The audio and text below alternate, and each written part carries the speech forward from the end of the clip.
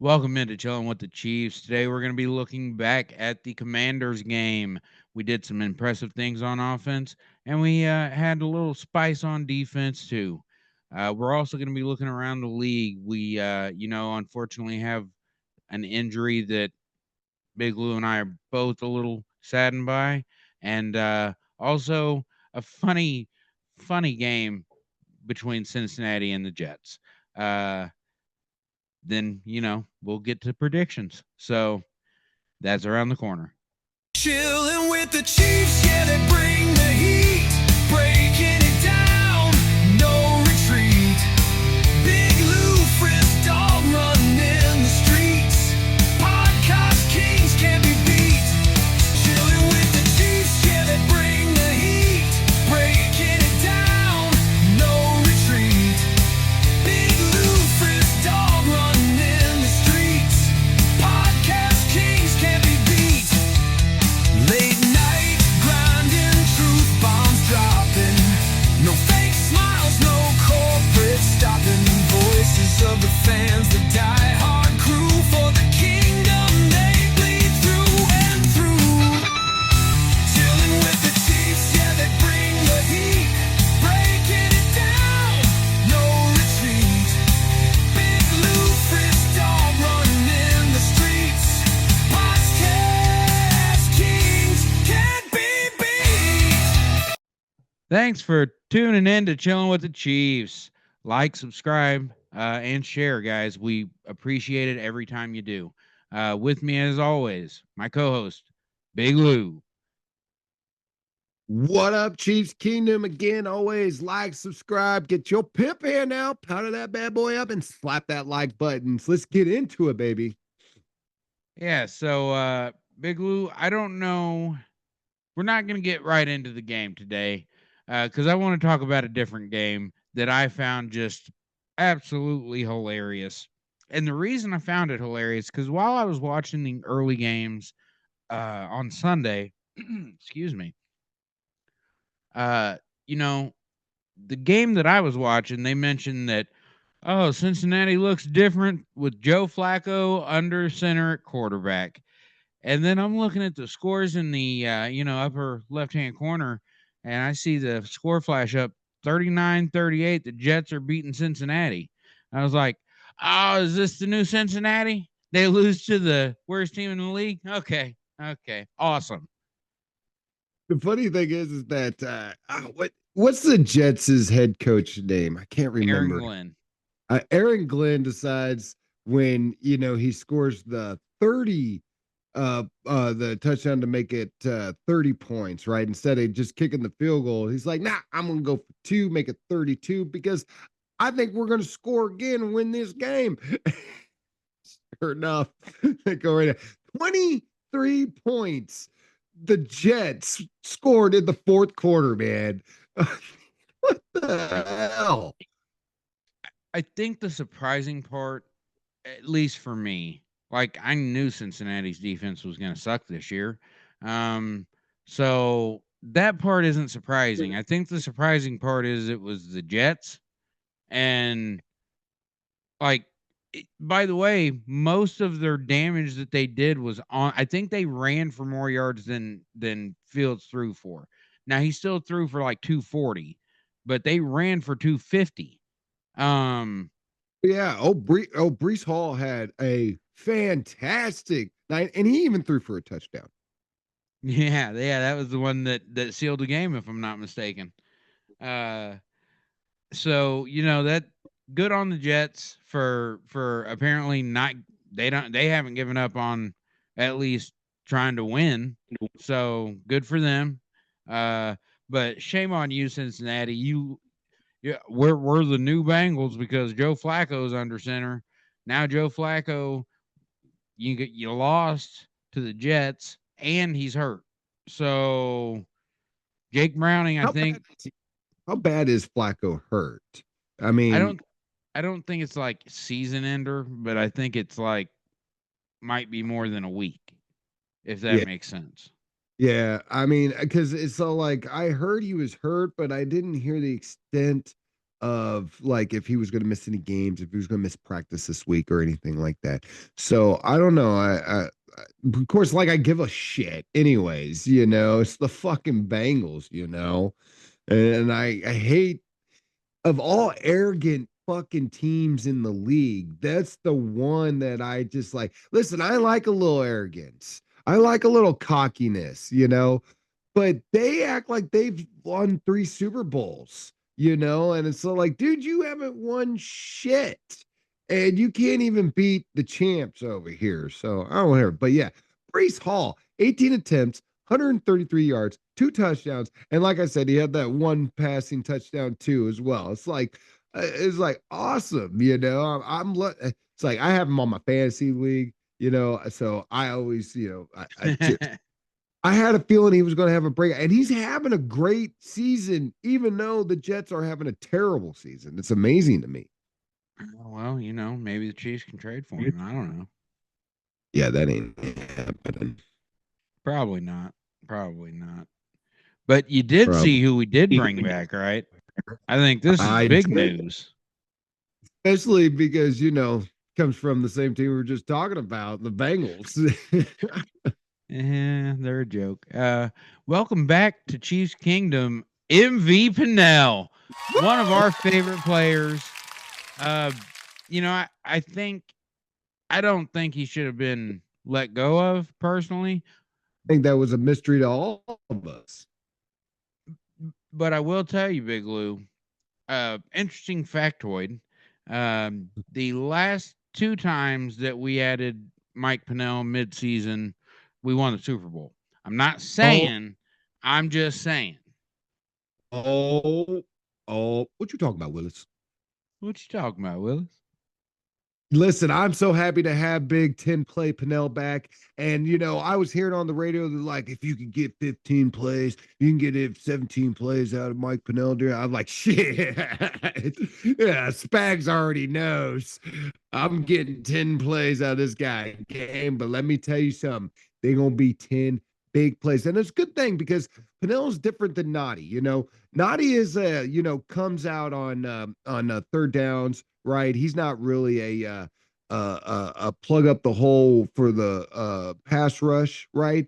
He's more of a, I'm on first, second down, where Pinnell can come in on third down. Pinnell can put in a little bit of, like I said, when he comes in for those 10 plays, he's like a fucking bull rush, dude. I mean, this guy is just, he is so strong. And listen, people are going to say, oh, well, he got cut by Cincinnati. They're a terrible team. Listen, sometimes a player just fits good in somebody's scheme.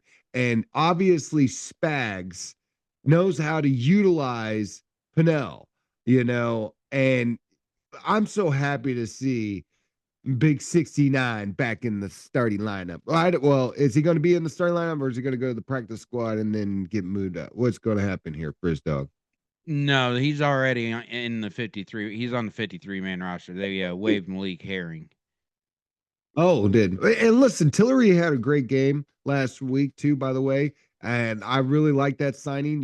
Having he was a great free agent signing. He comes in, he plays really good, and I still expect that kind of rotation to come in. I don't. It's going to be Noddy and Pinnell rotating. It just sucks we lost Mr. Omar Norman Lott. That rookie looked so good too, but that's all right. We'll get him back next year, hopefully another year getting into the system. He'll be studying, and we'll hopefully see him back soon. Yeah, I think what the Chiefs envision, especially bringing back Mike Pinnell, is Mike Pinnell, Derek Nottie rotating at that at the nose tackle, if you will, and then Chris Jones and Jerry Tillery rotating at the pass rush defensive tackle. And then you trade for Colin Saunders. Yes, please. Well, like I said, it's nice to have Mike Pinnell back. Those stupid ass Bengals bungling it up as usual. And I told y'all last week, don't buy into that Joe Flacco fool's gold bullshit. All right. Ain't having it. So Mike Dana had a nice game to start this out, right? Old boy gets his first ever We're talking high school, college, NFL. His first ever interception. Thank you, Debo. Yeah, it was. I mean, it bounced right off his face mask. And for once, and my buddy that were watching the game, when it happened and it bounced right to him, I said, finally, one of them actually bounced to us. And thank the Lord, he actually caught it. He didn't fuck it up. Yeah, yeah, and Mariota also getting a tipped interception this time instead of a tip back to him for a touchdown. Yeah, yeah. I don't want to think about that game ever again. I can't Um, stop thinking about that game every time I see the fucker. It's like every time I see him, it's imprinted on my fucking mind. What happened? that's too bad. You should let that go. You should let it go. I'm Let it go. trying. As long as I never We've had see, a lot of success since then. not necessarily against him. I don't give a shit. We have Super Bowl. How many Super Bowls has he got? Depends. Does he have one as a backup? I don't know. Not that I'm aware of. Research that one. But it's like, listen, getting into the game here, it's all like Mariota started off fucking fantastic, and you can't say he didn't. He came out that first 15 plays. Clint Kingsbury had it down. Quick passes, run, or quarterback draws, get it out of his hands, move the ball right down the field. And if it wasn't for that Debo interception, they were moving down pretty good. But it happened, right? Chiefs get an interception, they get the turnover, they drive down the field, and then what the fuck, Frizz dog? I mean, I'm watching the replay of the Monday night game on the Manning cast, right? Which I Mhm. find, to be quite entertaining until they bring guests on. But I absolutely love watching Peyton Manning watch the game or give his 2 cents, right? And he straight up called Mahomes out on that play and said that's 100% Mahomes' fault. You got Lattimore staring you down, and you still try to do the back shoulder throw on that when the route that McCole Hart or Hollywood Brown's running is not even designed for a back shoulder route, and Lattimore staring you right down. And I love Mahomes.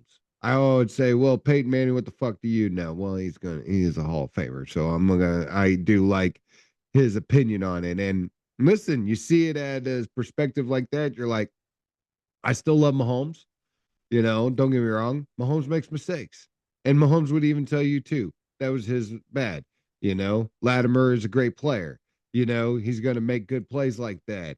And when you see him staring you down like that and you still go there, that's on you. So, to me, that was on Mahomes.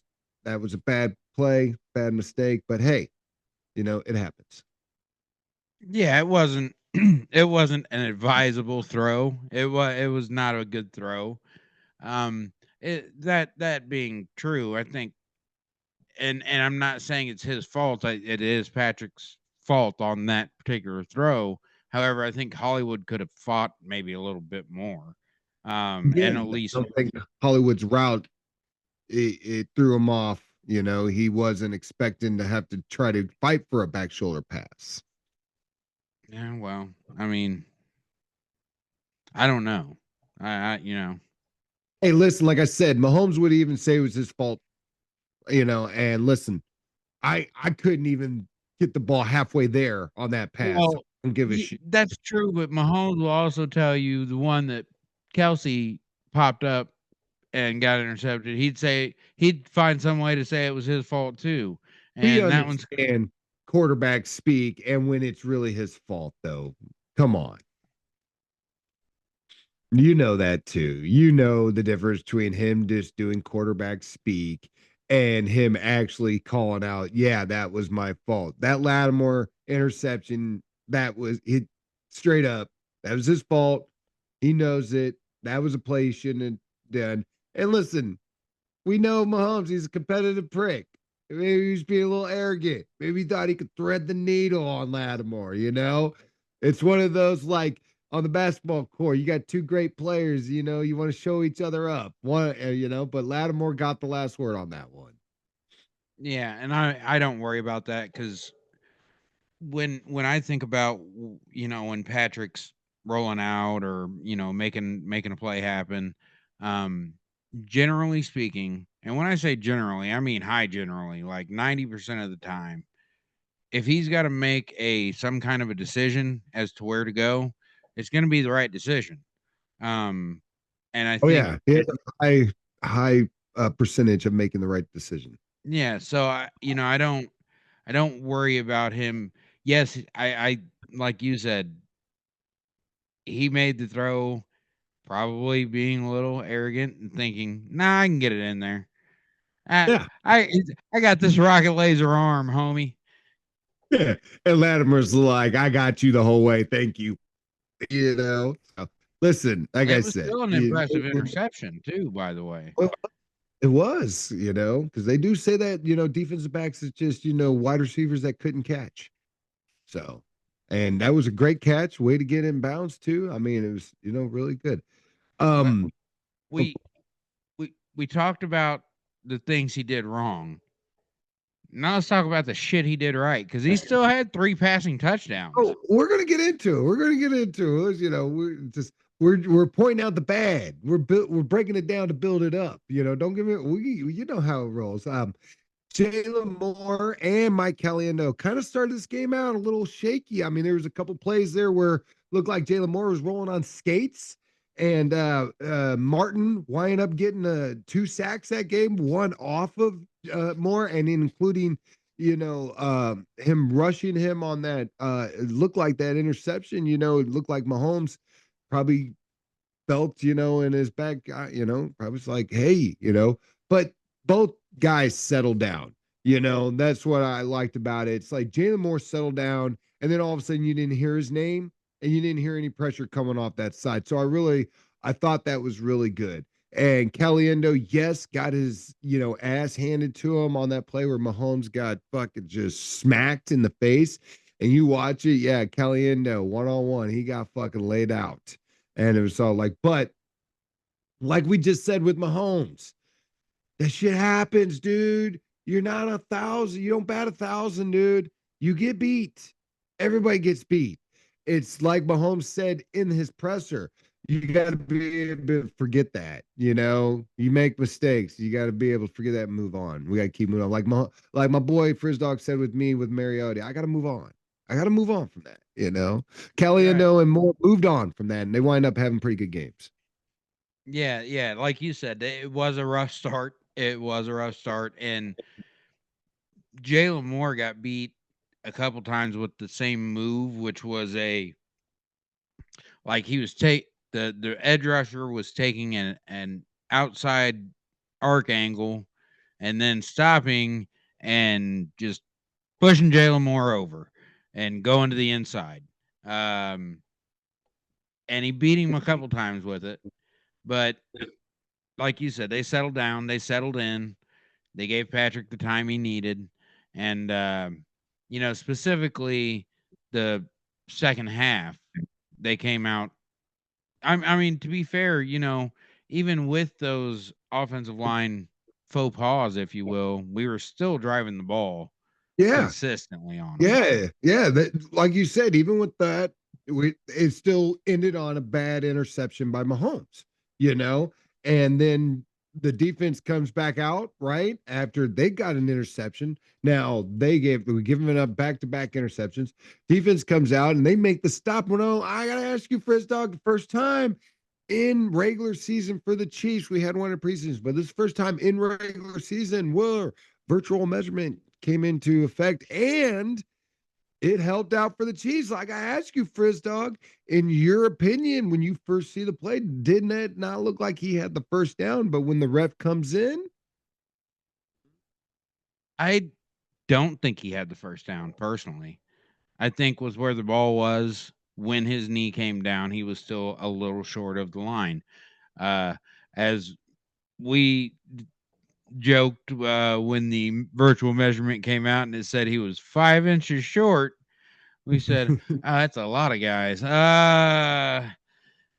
On their little Sega graphic that they put up last minute. I was so like, yeah, I could have swore I saw that on 97 Madden Sega.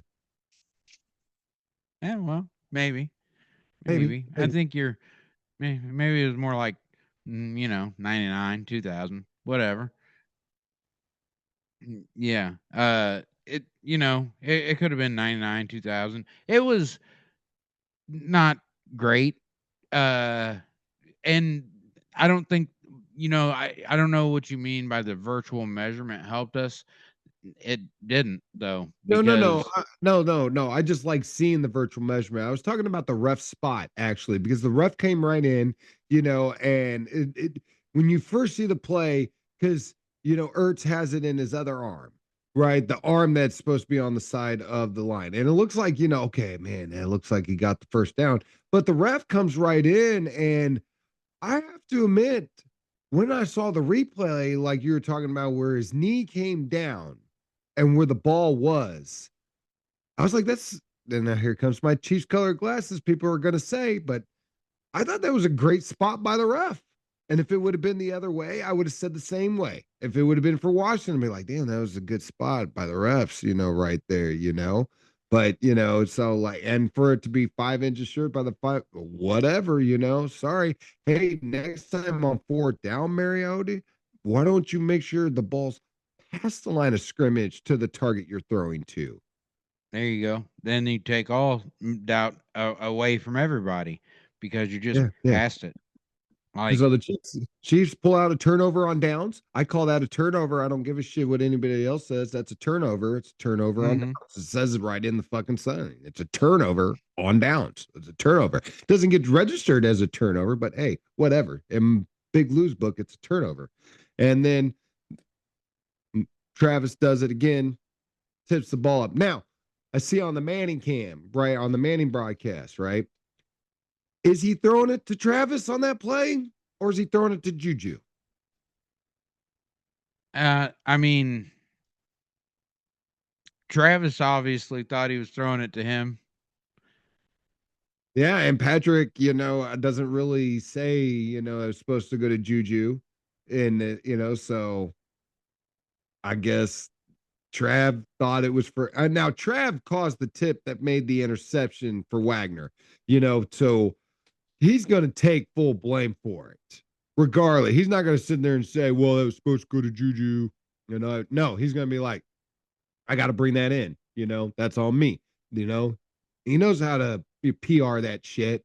But it's all like when you see that, and then Manny's like, I don't think that's supposed to go to Travis. I think that was going to Juju, and Juju has a crossing route a little further down, and the ball does seem a little high for Trav. So I don't know. I don't know. Again, you don't want to call miscommunication, but I mean, Travis getting a little old, that Alzheimer may be kicking in on him, got that short term memory. Motherfucker, he is 36. I'm, Uh, I'm 10 years older than him. I'm only 6 years older than him. Like, Oh, I'm just saying, it's just like, making a joke at football age. He's already 90. oh yeah, for sure. Like he's old as fuck in football years. Um, Exactly. and he's Exactly. been playing football for a long time. But here's the best part, defense comes right in, and yes, they go down to I think the 38-yard line, and defense turns it over on downs again. This defense is fantastic, Frizz dog. In fact, this team only got that one touchdown on McLaurin, which I thought was called incomplete on the field, and then the review said that it was clear and convincing evidence to overturn the decision. I that's a debate for another day, but that was their only touchdown of the game for his dog. That was their only points of the game. Like they could they Ooh, I I should have phrased it that way. yeah, what I don't understand when teams play us, like when they got down in the first, not the one where they where we turned them over, but the Uh-huh. next two the next two plays or the next two drives for them, they were inside the 40 on both of them. And you don't kick any field goals. You don't at least try to kick some field goals. Like, I think that would change the outlook of the game if you're, got more points than us. However, you choose to keep going for it on fourth down because you know what's coming, apparently. Um, and you don't Yeah. make it, and that kind of puts you even further behind the eight ball, to be honest with you. And speaking of that, going for it on fourth down, Big Red's going for it on fourth down a lot this year now. You know, Yeah. I mean, I'm loving Yeah. it. Don't get me wrong. I love it because I think, oh, this is putting a fear of God in teams now. Like they're going for it on fourth down now. Just Well, using all of them? Oh, uh, no. heck, It does and it's like it does seem they, Oh, I'm sorry, go ahead. you said it does seem what? It does seem like we have gone for it more on fourth down this year than we have Yeah. in the past. Yeah, actually, Sam McDowell brought up the numbers. They've gone for it 87% more than they have in the entire time Andy Reid has been a head coach. Andy Reid said, no, we're going to use all four down because we're not just going for it on fourth down, like down by the goal line or something like that. We're going for it on our side of the field. Yeah, in fact, I can't remember. McDowell said that he had gone for it 6 times this year on the other side, on our side of the 40 or the 50, right? And he had only done that one other time, and that time was during like he was coming back in the fourth quarter to go, and he got fourth down on his side and he had to go for it. So like yeah, like you said, it's not just like that type of scenario where he's coming back from behind to try to win the game and shit like that. No, he's going for it, on, in first quarter, second quarter situations. Yeah, he's just like, F it, let's go for it. Coach, we're at our own 30-yard line. I know. It's And you fine. see Mahomes out there doing so like yeah, we're doing this. And they go right back to Kelsey after that tip too. He gets a 12-yard catch and then the big 28-yard wide open over there. I mean, how do you let him get wide open like that? You would think, maybe it's because he's getting older and they're like, he can't do stuff like that. And oh, yes, he can. He can still rumble and stumble and bumble. Don't Oh get yeah, it twisted. the big Yeti still got it. He still got it. Yeah, he's on track right now to have over 1,000 yards. Yeah. Yes, I do. Yes, I do. And in fact, right now he's what is it? He has I can't I remember. think he has 500 and no, is it 500? Maybe it's four something. He's like 18th, I think, in yards right now in the league. But anyways, what was I getting at? Hold on, 474. let me read my notes here.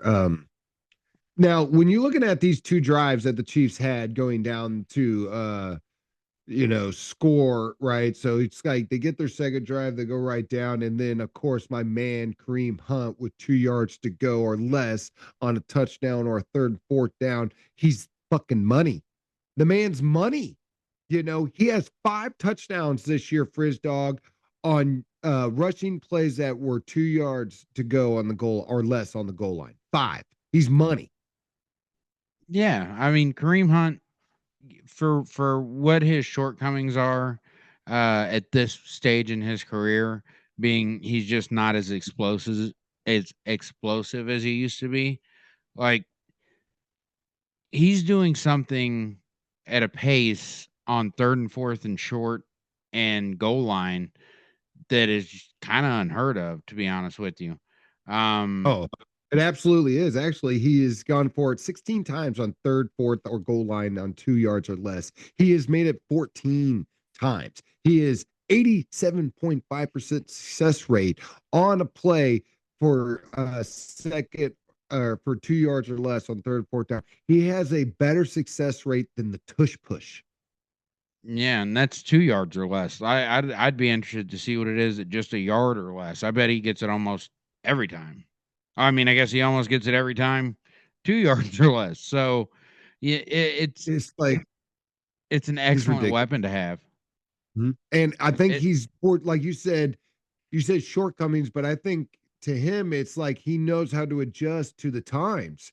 This is what I can do. I will fully develop and play into this part. When you need me on fourth down and 2 yards, and Andy's saying on our side of the 40 to go for it, and they hand it off to Hunt, you guarantee he's like saying, I'm going to get this. This is guaranteed. This is money. I'm getting yeah, it. Mr. Automatic. I mean, he's Mr. Automatic at this point. Getting that way. It's absolutely getting that way. He's doing things that Marcus Allen was doing late in his career because Marcus Allen was doing the exact same thing with 3 yards or less to go on third, fourth down. Marcus Allen was like, I didn't have, but he was a high. It's hard to get his numbers because they don't go back that far, but it's so like he had a very high success rate too because they do his whole career that way too. But it's still, I know most of it was late in his career here in Kansas City. Marcus Allen was gold at getting your first down on 2 yards or less. Oh, for sure. Yeah, Marcus Allen. For those who don't know, who aren't familiar with the legend, uh, great Say the running back in the NFL. And well, that just because you're a Hall of Famer doesn't mean somebody that's younger than us might not know who it is. Um, so, but yeah, Kareem Hunt looks fantastic on the short yardage. They're going to keep using him that way, and he's going to keep getting first downs and touchdowns. I think he's going to end the season with 10 to 15. To be honest with you. Yeah, especially if we have goal line situations like that, which I expect we're going to have quite often. He also caught for a touchdown too on a nice little ad lib scramble play. That was nice, wasn't it? Bobby Wagner gets kind of caught up in the wash, and there's Kareem Hunt. Hello. Yeah, yeah, it was a great little route that Kareem got out there. Patrick made some extra time by scrambling around, and then cool as a cucumber, he's just there. You go, Kareem. Well, this game ended in the half 7-7. Like I said, that McLaurin pass, I still, that touchdown pass, I'm still debating on, you had enough evidence to actually overturn that decision, but we won't go too deep into that. It was a touchdown on their last play of the game or their last drive of the half to go down and score a touchdown. And yeah, we go into this halftime kind of biting nails for his dog, 7-7. Yeah, yeah, I didn't feel great at halftime. Like it was like, why are we letting them stay in this game? Why is this even close? And then the second half happened. And yeah, we're good. We're all the way nice. The offense was like, "Oh, we're Yeah. done. We're done. We're done fucking around. We're gonna go ahead and." Didn't it feel to you by the start of the third quarter or the fourth quarter, you were no more tense, you were relaxed, chilling Oh back in your yeah, chair? It's all like, oh yeah, okay. Where the fuck you been for 30 minutes? yeah. Nate, I mean, 3 touchdowns in a row will do that. you're fashionably late to a party and then comes in and plays pong or beer pong like boop, boop, boop, boop, boop. All right, And what's next? what should terrify the NFL, to be honest with you, Sure. about what we just did to the Commanders, is the defense played a pretty good game all game, right? The offense played a pretty good game in the second half. Mhm. We won by 3 touchdowns. I know. If the offense and the defense at the same time play up to their level, you're not gonna beat us. There's no fucking way, because what happens is what happens is our defense will get a stop, right? Then our offense gets the ball, they score a touchdown. Then our defense gets another stop. Then our offense gets the ball and we score a touchdown. And now we're up 2 scores. And we're not just up 2 scores, we're up 2 touchdowns. And shit, the whole game plan's out the window, fellas. Yeah, your 15 plays are over with. Yeah, your Yeah. 15 plays are over with. and now it's time to actually play the game, And I hear a lot of times people say it's not like, why did they start out? So what's wrong with the Spags? It seems like he's always starting out really slow. And I'm like, listen, he's like a boxer in the ring. He's letting you throw your punches and he's taking them. You may get a nice little shot in the ribs. You may catch him with a little quick uppercut, but guess what? He's learning your pattern. He's like a fucking AI matrix. He's studying your fucking moves. And the next thing you know, you can't do shit. And you don't know why. Because guess what? He's done fucking got your ass trapped and now he's hitting the checkmate on your ass. Frizz Dog, that word brings me to Big Lou's turning point of the game. All right, Frizz Dog, listen. It's hard to always pinpoint down exactly what you want to call the play that is known as the turning point. But I actually do have the play that I consider the turning point. Now, a lot of people are going to say, Big Lou, how can you call that the turning point? You're already up 2 touchdowns. Doesn't matter because I wanted to call it the play. That's what I'm going to do. It's my fucking segment. So we have the start of the second half. We're sitting here all biting nails, just like we said. We're at 7-7. We don't know what's going to happen. Chiefs comes right out, and we get the touchdown, march right down the field, score that touchdown, and we're like, okay, all right, good, good, good, good. We're feeling good. We're feeling good. Chiefs did what they needed to do. Now, defense, come on. You gave up a touchdown on your last possession out there. We can't let that happen. We were all feeling that. We all know McLaurin gets that overturned decision, makes the touchdown. So, next thing you know, looks pretty good. And then McLaurin again with that fucking 22-yard fucking reception. And then he gets the first down. But that's all right. Chiefs hold down. We get him. We get him out of there. We punt. We drive down with our second possession of the game. We score a touchdown. And we're like, yes. All right. We're up 28-7.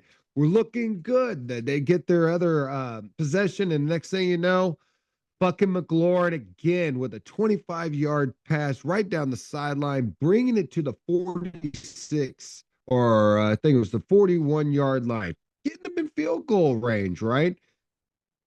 Mike Dana, my turning point of the game right here.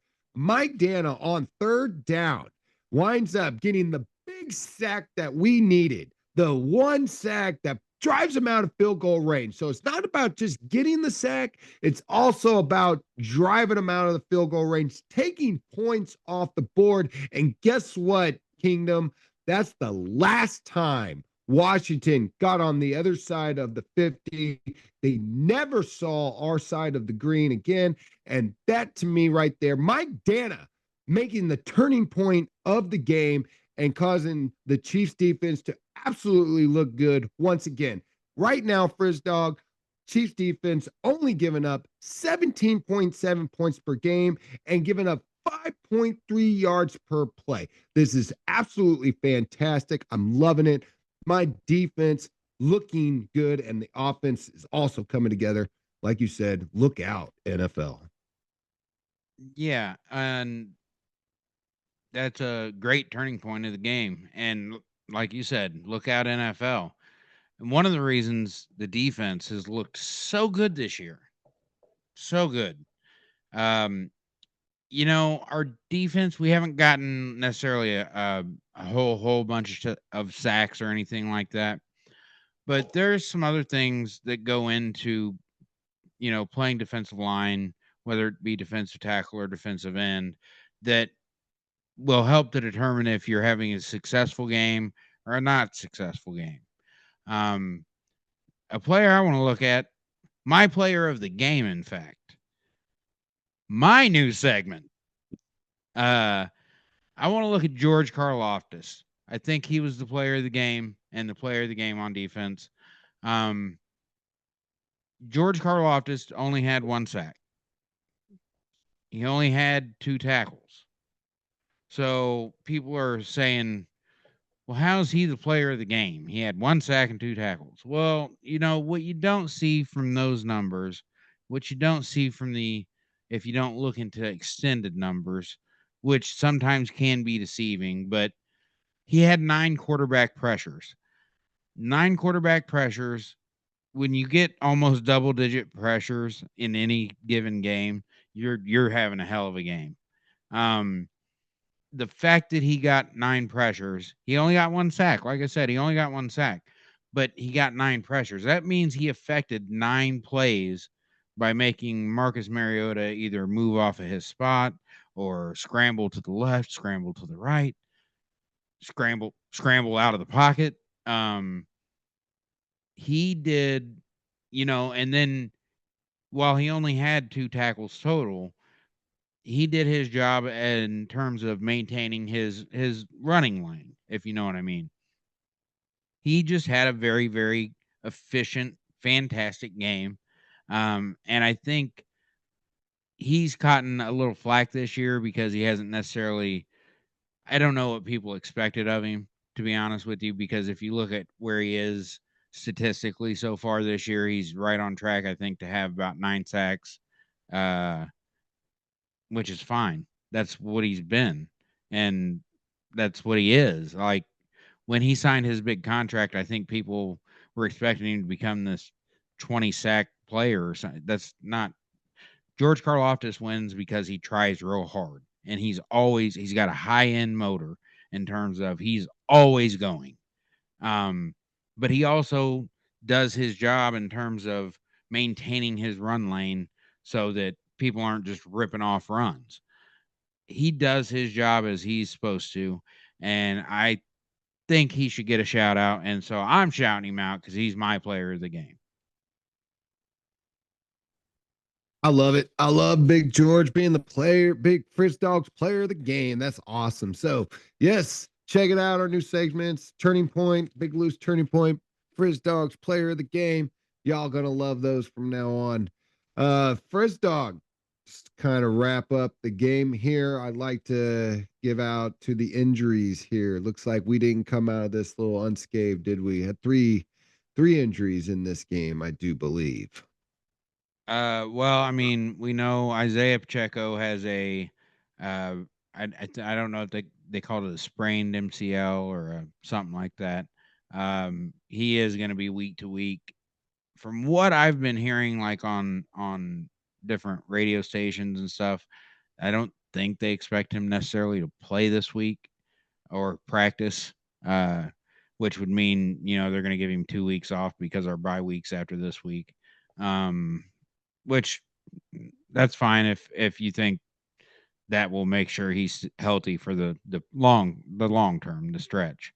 Um, and I think, and I could be wrong about this, so don't quote me as saying, "Oh, you said this."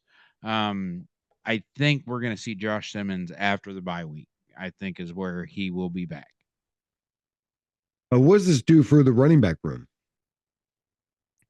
Well, I mean, you know, Kareem Hunt obviously will probably be get a bigger workload. They have been trying to utilize Brashard Smith more in the last few weeks, but sometimes with Brashard Smith, he's not really a between. He's not going to be a between the tackles runner. He's just not big enough. But he is fast enough to get out on the edge. So you know, What about it's just Elijah Mitchell? well, I mean, yeah, if Pop doesn't suit up this week, then yeah, he is active. He'll be active. He hasn't been active all season, but I don't know what you can expect necessarily. I mean, they obviously value him. The team values him in terms of for something, right? Because he's on the roster. So Well, I expect the running back by committee, and I don't expect there's probably going to be a lot of running plays, probably a total of 15 total this week are going to be running plays. And I believe probably five of them, if they're short down or yardage, will be all Kareem Hunt. And then the rest is going to be a mixed package of Brashard Smith and Elijah Mitchell, doing it. But I definitely believe that, Kareem's going to be the starter, of course, but I don't think it's going to be like a package deal, like because Kareem can't take the load. He just can't do it. He already knows he can't take that kind of load. So Brashard's going to get a lot more, but I believe Kareem's going to be in on a lot of obvious passing situations rather than just obvious run situations. Uh, it's funny you say that. Kareem can take the load for one game right before a bye week. Maybe, maybe. You also mentioned Josh Simmons going to be probably back after the bye week for the Broncos game. I kind of want to, the only thing I want to say about Josh Simmons is that I've been hearing a lot of fake reports out there about them knowing what's wrong or what's why he's out there, and I want to kind of clear the air that none of that shit's true. There's nothing out there that the only thing that's out there is that he's left for family issues. And that's it. Every other thing is a bunch of fake ass news that hasn't been verified by either the Chiefs nor by Josh Simmons camp or whatever is going on over there. All we know Yeah, he's just gone for family issues. I've been hearing his mama got cancer. I've been hearing his uncle hung himself. I've been hearing all kinds of stupid ass bullshit. And I'm just letting you know that fake ass Facebook news. And, I'm getting fucking sick and tired of people at work coming to me saying, oh, yeah, he's gone for this. This is why he's gone. It's like, where'd you hear that from? Where'd you hear that? Because let me tell you something. I'm subscribed to Arrowhead Pride. Okay. I'm subscribed to insiders. All right. And none of these people are saying that shit. So I don't know what Facebook news you're getting this bullshit from. Just leaving it at Josh Simmons. And from the last thing, October 23rd, what Andy Reid said at press conference is that he is in communication. They've had great communication through this whole process, and he is nothing negative. It's all positive. And I'm going to leave it at that. And we're going to leave it at that. So we're moving on from that subject. And until he comes back, we're done talking about that subject. All right, Frizz Dog, I guess we're ready for predictions.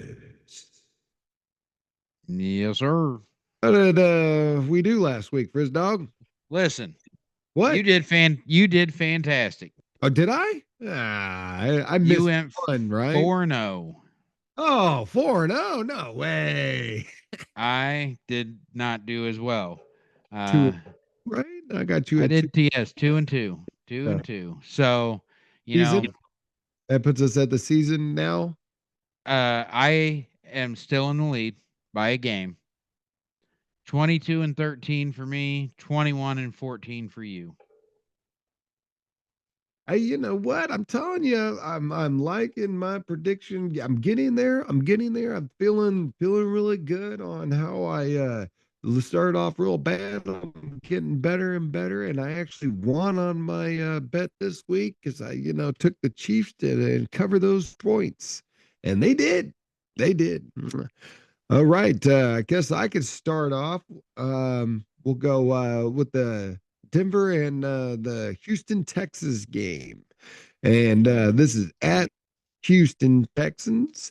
And, this is probably going to be the closest out of most of these games that we have looking at here, because it's like, who are the Texans? I know who Denver is. Bo Nix is that, fucking quarterback that can only play in the fourth quarter. So, problem is that Vegas has only got this game at a point total of 39 and a half. So your over under is sitting at 39 and a half.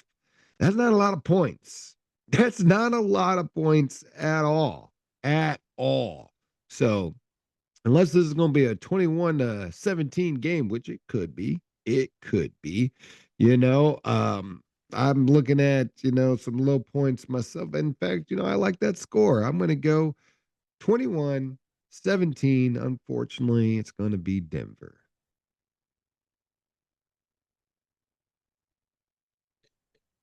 Yeah, so I'm just as confused as you.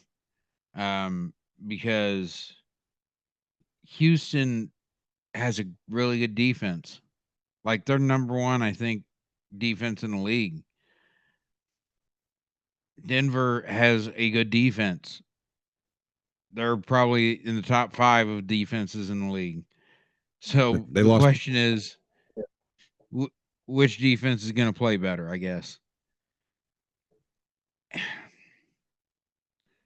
Mm-mm-mm. I'm gonna.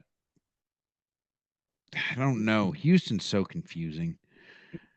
I'm like you. I know what Denver is. Denver's a really good defense with a subpar offense.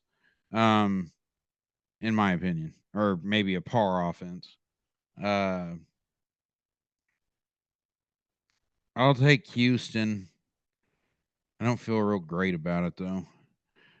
24 to 21 for Denver. That's a lot of points, so you're taking the over. Yeah, maybe it should be like 14-11. All right. Well, Combined I'll 25 go. points. Huh? I said a combined 25 points. Right. I will go next.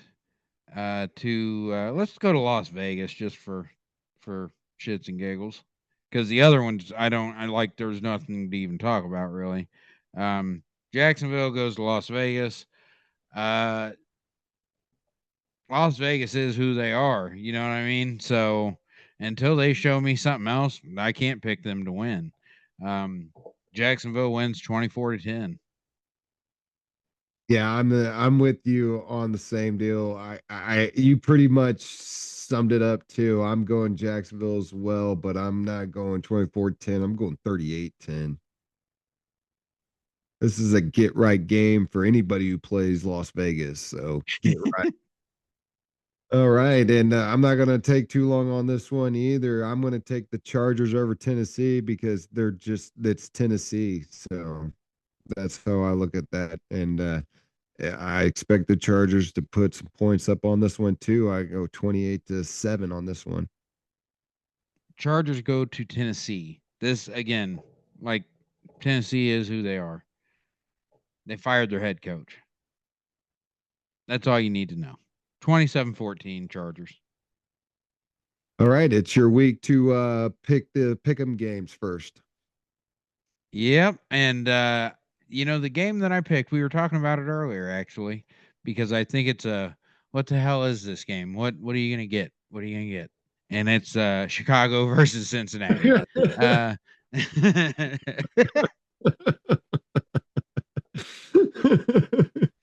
I walked right into that one, I guess. yeah.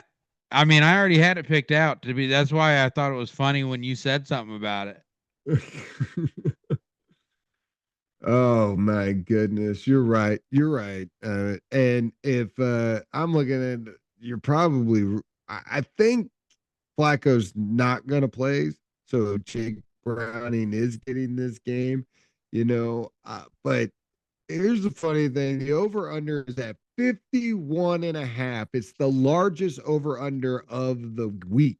Okay. So not only does Vegas expect there not to be any defense in this game, like there was last week when the Bengals played the Jets, I think they're also expecting it to be very close. They are giving Bengals, or they are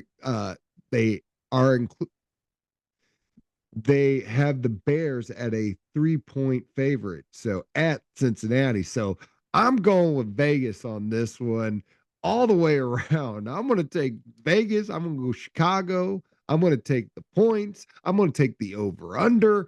I'm doing it all on this one. Fuck the Bengals. That's what I got to say. Give me the Bears 35-31. Yeah. 35-31 Bears.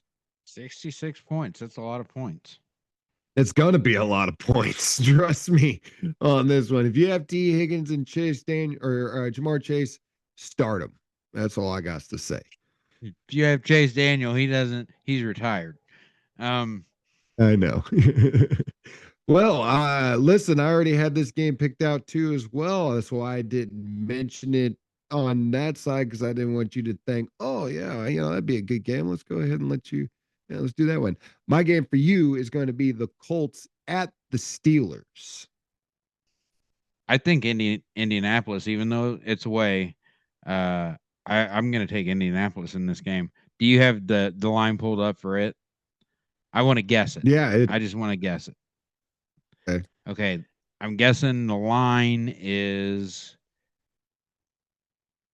what? Probably about 48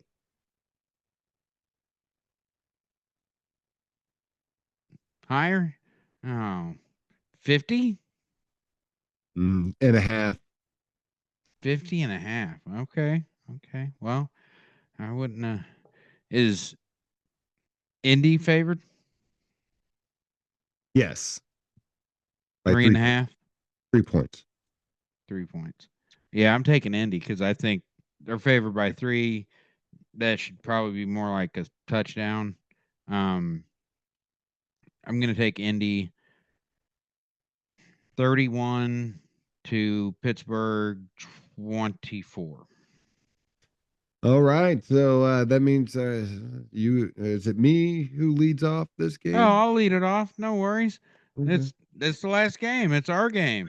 The Yeah. game we care most about. Of And I'm interested to see what you're going to say because the Chiefs recently have not had a great regular season record against the Buffalo Bills.